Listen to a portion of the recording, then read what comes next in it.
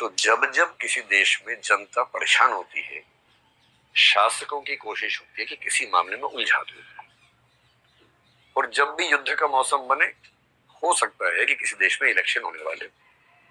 एक शायर ने बड़ी खूब पंक्ति कही है, सुनिए आपने पंक्ति वो वाली। तो उन्होंने कहा, सरहदों पर तनाव है, पता करो क्या देश में चुनाव है।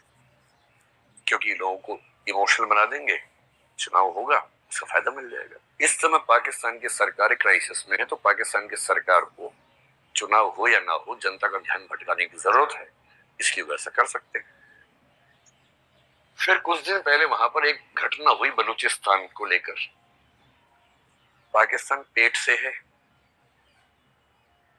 बलूचिस्तान कभी भी हो सकता है। बधाई हो, बलूचिस्तान हुआ है।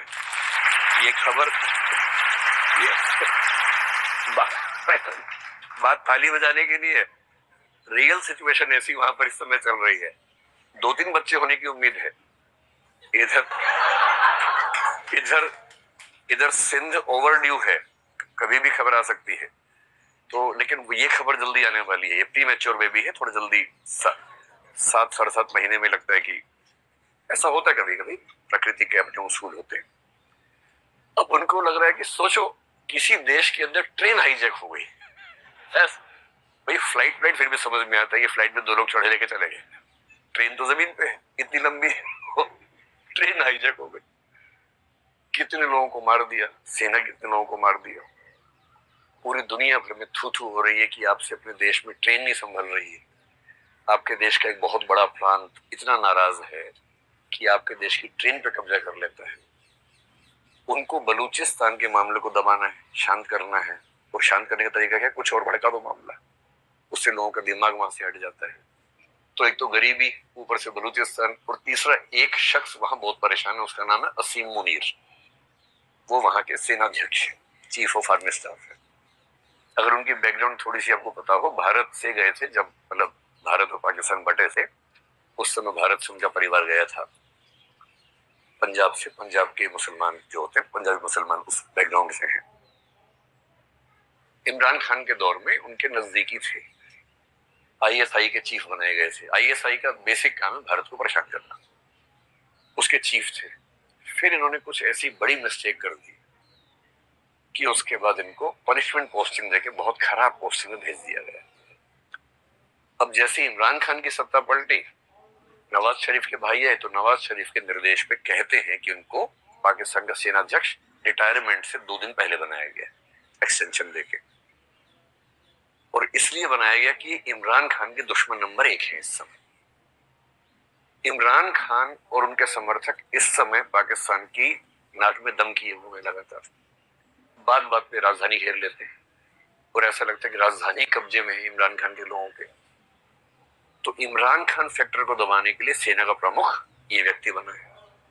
और इसके मन में एक परेशानी हमेशा से भारत को लेके, इसने कुछ दिन पहले ऐसी एक स्पीच दी भी थी जिसमें भारत के हिंदुओं को अटैक किया कि हिंदू लोग हमसे अलग हैं, हम एकदम अलग हैं, हम एक हो ही नहीं सकते हैं, इस तरह की बातें की। जो एक हिंट अपने आप में था कि कुछ तो पक रहा है। और इनको यह समझ में आ रहा है कि अगर युद्ध होते रहेंगे तो आर्मी का महत्व रहेगा, युद्ध नहीं होंगे तो आर्मी का महत्व खत्म हो जाएगा। कश्मीर से लोकल सपोर्ट 0 हो चुकी है। और धर्म का मुद्दा कि धर्म के नाम पे राज्य अलग होगा, देश अलग होगा, लोग नहीं करना चाह रहे। लोग शांत हैं, उनको रोजी रोटी मिल रही है, उनकी लोकप्रिय सरकार का इलेक्शन भी वहां पर हो चुका है। तो लोग क्यों आंदोलन करेंगे, क्यों क्रांति करेंगे भाई। और इसलिए आप पहली बार देखेंगे इस हादसे के बाद कश्मीर के मुसलमानों ने बहुत सारे मोर्चे खोल के विरोध किया। दिल्ली के जामा मस्जिद के शाही इमाम ने विरोध किया। और जो ऐसी पार्टियां भारत में जिनको लेकर लोग कहते हैं कि वो एकदम प्रो मुसलमान है, एंटी हिंदू है, वो वैसी साहब हो, खुल के समर्थन किया भारत सरकार का कि हम देश के साथ हैं। देश का हर मुसलमान संगठन इस समय खुल के वोकली देश के साथ खड़ा हुआ है। ये वो बार बार कह रहे हैं क्योंकि वो कहना जरूरी भी है, उन पर शक है, उनका कहना लाजमी है, और कह भी रहे हैं, खुल के कह रहे हैं।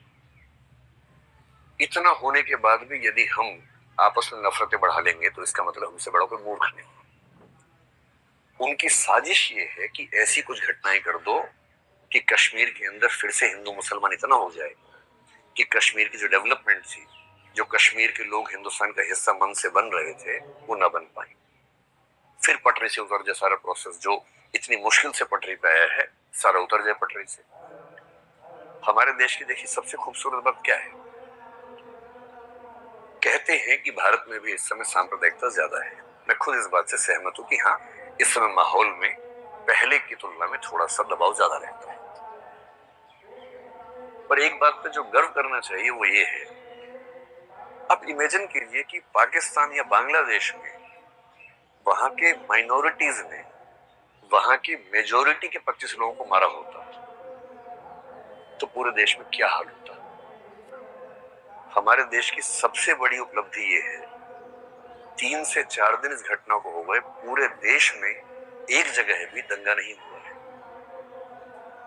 किसी देश की मेजोरिटी के 27 लोगों को मारा जाए, 25 लोगों को मारा जाए, बेरहमी से मारा जाए और पूरे देश में एक भी दंगा फसाद न हो, इसका मतलब है कि वो देश अपनी मूल प्रकृति में हिंसक नहीं है, मूल प्रकृति में चीजों को समझता है, समझदार है। और सबका गुस्सा कुल मिला के पाकिस्तान को लेके है, न कि भारत के लोगों के बीच की खाई की तरफ।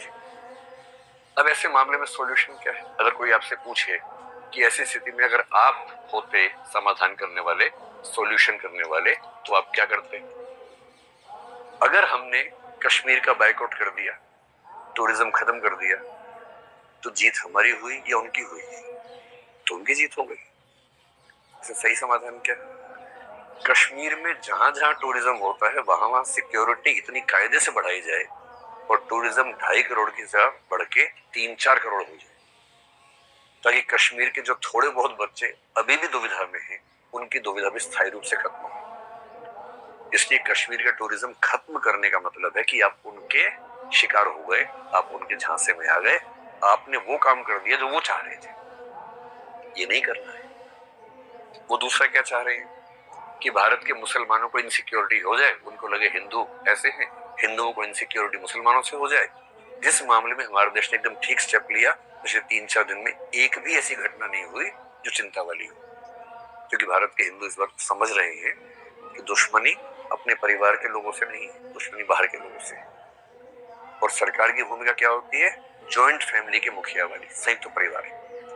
संयुक्त परिवार में कभी शांति नहीं होती है। 4 भाई हैं, चारों के आपस में झगड़े चलते रहते हैं। इसकी पत्नी उसकी पत्नी से नाराज है, इसका पति इसके पति से नाराज है, ज्यादा मैं कमाता हूँ, खाता ज्यादा ये है, ये मोटा हो गया है, मैं पतला हो गया हूँ, ज्यादा रिसोर्सेज मुसलमानों पे खर्च हो रहे हैं, ज्यादा संसाधन हिंदुओं पे खर्च हो रहे हैं। ये सब ज्वाइंट फैमिली में चलता है, चलता रहेगा। लेकिन कोई ज्वाइंट फैमिली घर के अंदर के झगड़ों को बाहर लेके नहीं जाती है। और सरकार एकदम सही कर रही है, नहीं लेके जा रही है। सरकार ने सारे स्टेप्स पाकिस्तान के खिलाफ लिए। नदी के मामले पे हमने एक स्टेप लिया। इन स्टेप्स का असर समय के साथ दिखेगा। और अभी आप में से कई लोगों का मन कर रहा होगा कि युद्ध हो ही जाना चाहिए। इस समय जो है ना, वॉर लाइक सिचुएशन है। एक बात हमेशा ध्यान रखनी है, अगर युद्ध हुआ तो फायदा किसको होगा? सेनाओं को फायदा होगा, विशेष रूप से बाहर की सेना को। भारत की सेना भारत के सिविल एडमिनिस्ट्रेशन के अंडर काम करती है। पाकिस्तान की सेना और आजकल बांग्लादेश की सेना लगभग सिविल एडमिनिस्ट्रेशन की टक्कर में या उससे ऊपर काम कर रही है। उन सेनाओं को मोहलत मिलेगी, उन सेनाओं को फिर से सांस मिलेगी कि हमारा अस्तित्व ठीक चल रहा है। युद्ध होना हमेशा ध्यान रखना है, युद्ध केवल तब करना है जब कोई चारा ना बचे।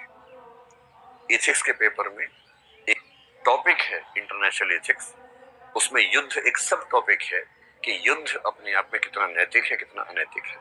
उसका एक ही उत्तर है, जब तक युद्ध टल सकता है युद्ध को टालना चाहिए, जब टलना संभव ना हो तो करना चाहिए। साहिर साहब ने एक बड़ी अच्छी नज्म लिखी थी जिसमें उन्होंने कहा, जंग तो खुद एक मसला है, जंग क्या मसलों का हल देगी। आज खून और लाशें देगी, कल भूख और एहतियाज देगी। इसलिए ए शरीफ लोगों, जंग टलती रहे तो बेहतर है, हमारे और आपके घरों में शम्मा जलती रहे तो बेहतर है। ये होना चाहिए दिमाग का स्टैंड। लेकिन आत्मसम्मान, आत्मरक्षा बहुत जरूरी मसले। और जब ऐसी नौबत आ जाए कि अब कोई रास्ता नहीं बचा है, तब युद्ध करना जरूरी होता है। लेकिन ये क्लियर होना चाहिए कि ऐसी नौबत आ गई है। और बहुत अच्छे अच्छे लोगों ने, एक बहुत अच्छे दार्शनिक हुए थे नीत्शे, एक बहुत अच्छे दार्शनिक हुए थे हेराक्लाइटस, इन सब लोगों ने कहा कि कभी कभी किसी समाज के जिंदा रहने के लिए युद्ध बहुत जरूरी होता है।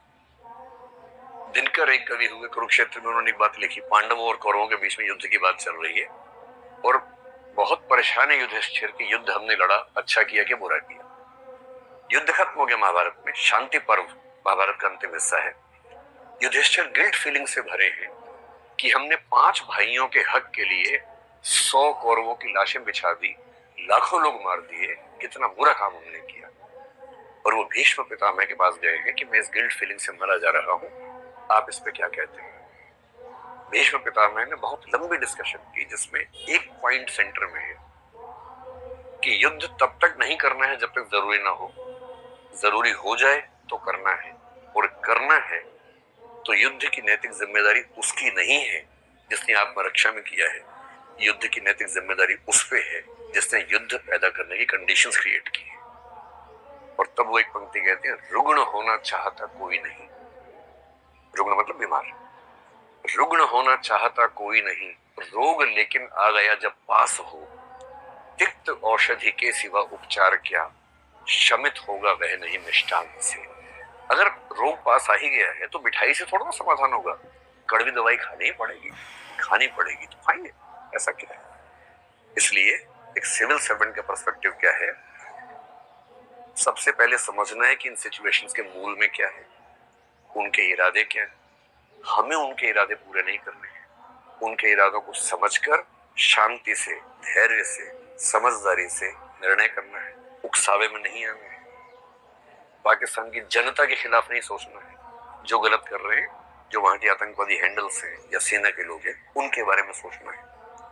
युद्ध जैसी स्थितियों से खुद को भी रोकना है, आसपास के माहौल को भी ठीक रखना है। और अगर भविष्य में कभी ऐसी नौबत आ जाए, वैसे तो न्यूक्लियर पावर्स के बीच में युद्ध आमतौर पर नहीं होता है, इंटरनेशनल कम्युनिटी संभालेगी इस चीज को, अगर ऐसा होगा तो आ जाए तो फिर देख लेंगे ऐसा भी क्या है। और एक हमारे बड़े अच्छे शायर हुए वाहिद अली वाहिद नाम के, बड़ी सुंदर कविता लिखी है, और ध्यान रखना है धर्म से मुसलमान है, और कविता लिखी है भारत के सम्मान में, बड़ी शानदार। क्योंकि दिक्कत है कि हमारे दिमाग में पाकिस्तान और मुसलमान कई बार समानार्थक बन के आता है, ये गलती भूल के भी नहीं करनी, और वो कह रहे हैं, द्वंद्व कहां तक पाला जाए, युद्ध कहां तक टाला जाए, तू भी है राणा का वंशज, फेंक जहां तक भाला जाए, दोनों ओर लिखा हो भारत, सिक्का वही उछाला जाए, इस बिगड़ैल पड़ोसी को अब फिर शीशे में ढाला जाए। तो बिगड़ैल पड़ोसी को ढालना पड़े, ढाल देना चाहिए, लेकिन मिसप्लेस्ड एरोगेंस से बचना है। गुस्सा उस पे करना है जिस पे करना चाहिए, उसका नाम लेके किसी और पे नहीं करना है। एक समझदार नागरिक होने की ये बुनियादी जिम्मेदारी है, और मुझे उम्मीद है कि हम सब, भाई आप तो कल को देश संभालेंगे ना, अभी खुद को संभालो, पहले खुद को संभाल के परिवार को संभालो, अपने आसपास के माहौल को संभालो, कल को देश को संभालो। और युद्ध अगर इमोशंस में होने लग गए तो दुनिया में कोई बचेगा नहीं, इतने युद्ध होंगे, दुनिया खत्म हो जाएगी। तो युद्ध निजी जीवन में भी तभी करना है जब कोई चारा ना हो, जब तक बातचीत से मामला बना। और अच्छा युद्ध बंदूकों से नहीं होता है, मनोविज्ञान के स्तर पे होता है, इंटरनेशनल कम्युनिटी को साथ लेके होता है, जो हमने कर लिया है पहले ही। अगर चीन और बांग्लादेश को भी कमेंट करना पड़ ही गया फाइनली, इसका मतलब है कि नैतिक दबाव हमने दुनिया भर में बना दिया है। युद्ध होता है आर्थिक स्तर पर, कमर तोड़ने का तरीका बंदूक नहीं होता है, कमर तोड़ने का तरीका इकोनॉमी को हिलाना होता है, जो हमने पहले स्टेप्स ले लिए। इन सब से बात ना बने तो अंत में होता है कि बंदूक उठाओ और काम शुरू करो, लेकिन वो बहुत बात की बात है, और उसके लिए पागलपन तो एकदम ठीक नहीं। क्या मैं आपको समझा पाया? और ये एक मुद्दा था, किसी भी मुद्दे पर पर्सपेक्टिव इस तरह से रखना है, समग्र मूल कारण पे जाना है, उछली बातों से बचना है, और जो सही समाधान है मल्टीफेसेटेड, मल्टीप्रॉन्ग्ड, बहुपक्षीय